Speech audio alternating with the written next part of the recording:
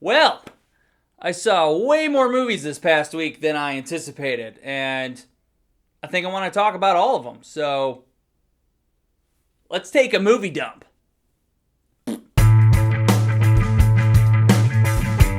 Beast! Idris Elba and his two daughters have suffered a family loss, and he's taking them on a vacation to Africa to try and form a meaningful bond with his daughters again. Shelter Copley, he plays a family friend. He works within an animal reserve, so he invites them to a part of the reserve that's restricted to the public. Unfortunately, there are poachers here, and these poachers have managed to piss off the king of the jungle, and now he's out for blood. So now you've got an innocent family, poachers, and a pissed off lion all partaking in what I like to call the circle of life.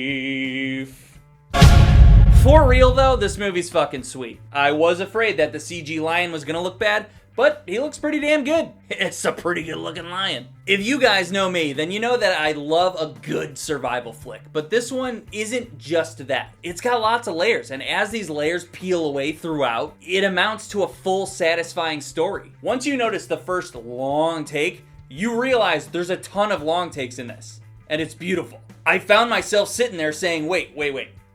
I haven't seen any cuts. This is still just one shot, and it just keeps happening. It's like some Spielberg shit. They also do a great job at framing the shots to build tension. They take the characters and put them to the side of the screen with like an open window behind them or something. So while the scene plays out, you're just waiting for something to happen in the background. And you're sitting there waiting with this nervous tension. And that's a good thing. The lion, he's pissed off and he's scary. They do a good, understandable setup for this guy's villain arc. And you can't help but agree with his rampage. Yeah, you know the lion's gonna get some poachers. And when it happens, you're like, yeah, fuck yeah, get those poachers. The acting is better than I expected, and Shelter Copley, one of the best, never gets enough credit. Okay, if you've seen the trailer, yeah, you do see Idris Elba go face to face with the lion, and he punches the lion. Like a badass. But don't be fooled. This is a scene in the movie, but it's not how the trailer makes it seem. This dude gets mauled. It's very comparable to The Revenant, alright? I'm gonna leave it at that. There were lots and lots of oh fuck moments. And as you know, I live for those. Oh fuck, oh fuck! Awesome movie, I loved it. Me time! Kevin Hart is a stay-at-home dad that gets a vacation from the fam, so he goes to spend some time with his BFF, Mark Wahlberg. And then it's just kind of a random mess. Ugh. It's not good. It's not good, guys. I'm sorry. It's very, very, very dumb, with a few funny moments. I feel like it's one of those movies where most of it is improvised. Sometimes it works. And that's the thing. It's so easy to make me laugh.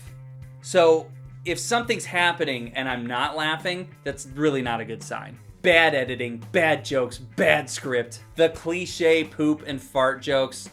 Kevin falling down. I don't know why Mark Wahlberg is even in it. I think anyone could have played that role. I could have done that. His chemistry with Kevin isn't great, which confuses me because Mark Wahlberg can be very funny.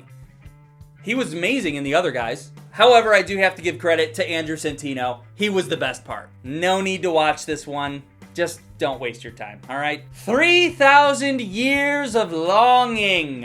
The trailer for this threw me off a bit. It's kind of an insane trailer.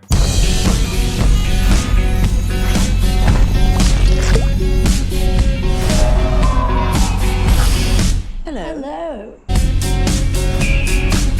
I'm beginning to wish we'd never met. Don't say that!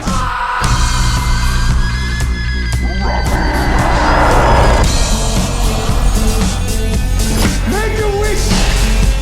Save yourself! I have a wish. And yeah, everything from the trailer is in there. It's just different than how I thought it would be. This is a George Miller movie. If you know George Miller, then you know my expectations are gonna be high.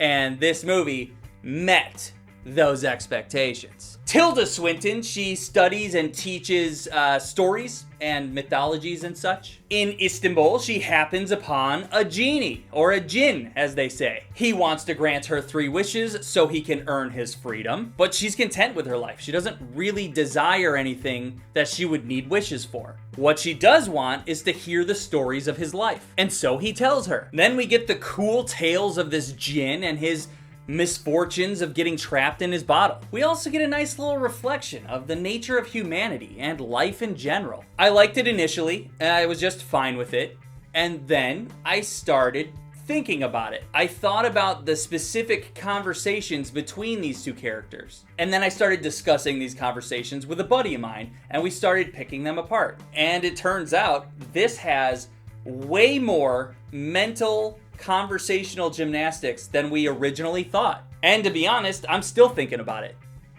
I think that says a lot. George Miller made this, so yes, the visuals are stunning and the color palettes are beautiful. The editing is fucking tight. Great cuts, great transitions, great camera work, and we get that editing for most of the runtime. Until the last 20 minutes or so, there were some editing choices I started to question a bit. But that was also the only real issue I had. The performances were also legit. I mean, come on, it's Idris Elba chatting it up with Tilda Swinton. Peak performers. This holds up to my George Miller expectations. Very cool movie, very good. And low-key, it's just so manipulative. A genie that just wants to be free, so he has to trick this woman into making wishes that she doesn't care to make. And she's too smart to fall for his genie shit. It's a good one. The Manti Taiyo documentary on Netflix. This poor fucking dude. Do you remember this from a while back? This talented football player that everyone was ranting and raving about that had his entire life ahead of him, and he straight up just gets catfished. He was dating this girl online for a while, and then his grandmother dies, and suddenly, same day, his internet girlfriend dies. And that became a huge story. And sure enough, the media initially did 0 research. They took this dude's sad story and just built it up and blew it up on the news. And then it's discovered that she wasn't real. And then the media turns on him and makes him into a bad guy. This documentary covers all that in 2 parts. It's an interesting and very odd story. And it sucks that this guy, who's genuinely a good dude, who was in mourning over his grandmother and girlfriend, who he thought was real at the time, he just got trolled by literally everyone. The entire internet turned on him, and he just sat back and fucking took it until now. I'd say some people out there owe this man an apology. Hustle. So, am I the only one here that thinks this is the route that Adam Sandler should just go for the rest of his career? The dude has proven that he can handle serious performances and make quality movies. And I, for one, prefer this over another comedy where somebody farts and blames the dog. I thought Hustle was pretty sweet. Adam Sandler is a basketball talent scout who aspires to be a coach. His new asshole boss sends him back out in the field to do one last scout before he's promised a coaching position. Adam discovers this amazingly talented dude and decides to go all in on this guy and be his manager? Is that how it goes? This is just a feel-good flick where good people have to work incredibly hard to succeed. And I'd say that that is a formula for a slam dunk. It's not perfect, and it is kind of a familiar formula, but it does get the job done, and it succeeds in making you feel those feels. And you actually care about these characters. My only real issue is something happens off screen that I would have liked to see. Would have been very satisfying. But we didn't get to see it. Hesher! I've been a fan of Hesher for a while now. I think this movie's from 2010, 2011. It's an independent flick about a kid whose mom just died. He's sad. His father, Rainn Wilson, is depressed, and life is just down in the dumps. And then this random, obnoxious metalhead shows up in a time where they needed him most. I love every aspect of Hesher. It's like this metal guardian angel that just shows up to help out a family in need, in his own way. Alright, I'll go, but on one condition.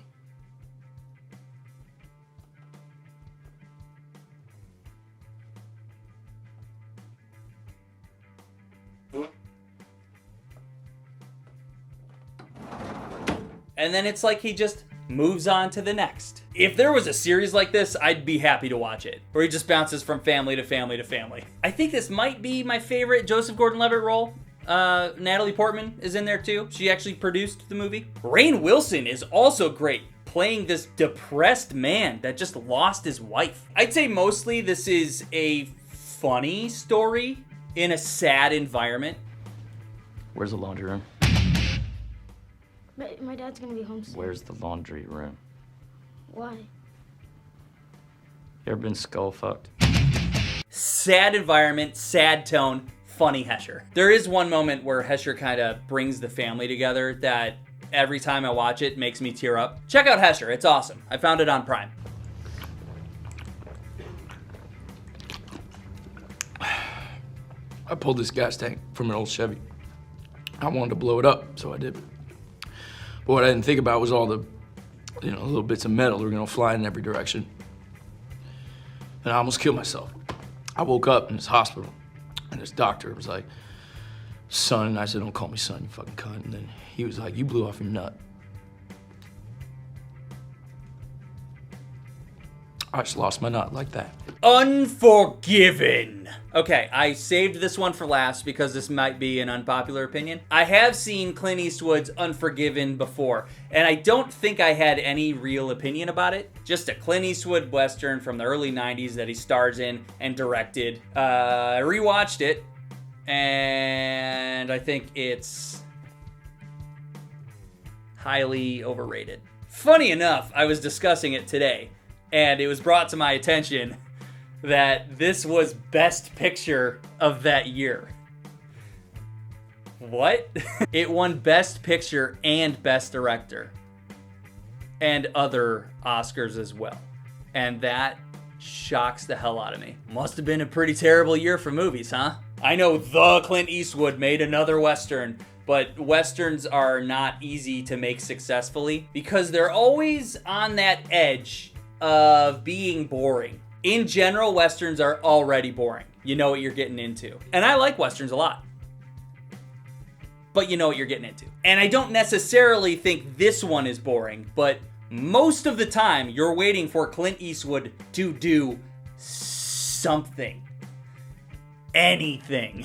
And the event that forces him to rise up again and be this badass gunfighter, this event that just pisses him off, it happens off screen. The big event that causes this character to completely change his ideology happens off screen. You don't see it. Don't ever have meaningful events happen off screen. There's also just this insufferably annoying character that I couldn't believe was in it at all. What happened? He ain't killed? What's going on? Why don't you shoot? What's going on, Ned? Did you get him? You missed him. I got him. He ain't killed. You think he's gonna die? You think we killed him? How am I supposed to believe that Clint Eastwood's character could even tolerate him? And this won Best Picture. What? I don't know, that's just my opinion. I think if you're gonna watch a Western, there's way better options out there. Unforgiven is overrated, and I stand by that. Hey, good dump, everyone. I hope that you dive in and check some of these movies out. Just avoid the ones that I told you to avoid. Feel free to watch everything else, okay? See ya! Subscribe! Peak performers. Did you like how I emphasized the P on peak? And I'm curious if my microphone peaked. I peaked to pick a pickled pepper. Buddy, can you wake up for a sec? Guys, oh god, boy. You're starting to snore, dude. Yeah, I can't have you snoring in the background, alright? We got enough people snoring at home, you know what I'm saying? Don't you dare throw up. Don't do it. But it gets the job done, and it succeeds? Succeeds. Done, and it succeeds. Fuck! Why can't I say succeeds? And it succeeds. Damn it!